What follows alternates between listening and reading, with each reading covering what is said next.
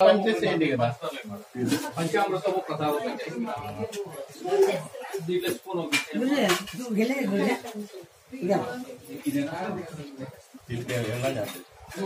ఇచ్చేసినారు కింద తీసుకో కింద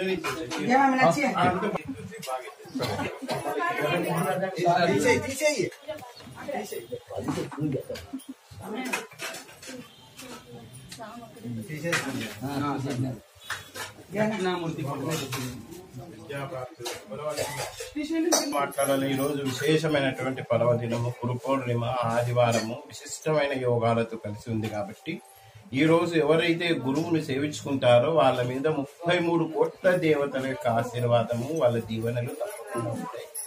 ఎందుకంటే వేదం కూడా గురువే పరమ దైవం అనేది. గురువు లేని విద్య గుడ్డి విద్య. గురువు లేకపోతే ముక్తిని మోక్షాన్ని సాధించలేరు. కాబట్టి గురు పూర్ణిమ, గురువే పూర్ణమైనటువంటి అమ్మ.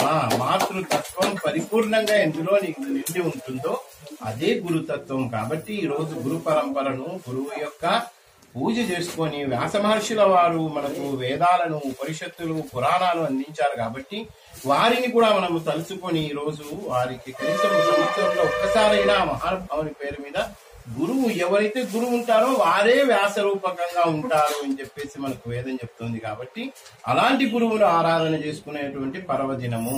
మిగతా అన్ని పండగల కన్నా హిందూ సనాతన సంప్రదాయంలో అతి విలువైనటువంటి పండుగ ఏదైనా ఉందంటే అది ఒక్క గురు పూర్ణిమ మాత్రమే.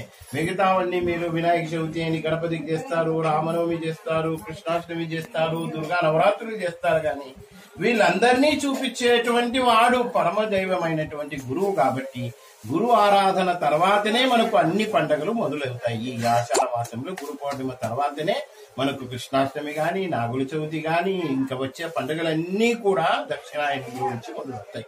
కాబట్టి అందరికీ కూడా ఈ గురు పౌర్ణిమ సందర్భంగా అనేక మంగళ శాసనాలు చేస్తూ దేశమంతా సుభిక్షంగా ఉండాలి, శత్రుపీడ తొలగిపోయి భారతదేశం విశ్వ గురువుగా కావాలని చెప్పి మేము కూడా మా గురువు గారిని ప్రార్థన చేస్తున్నాము.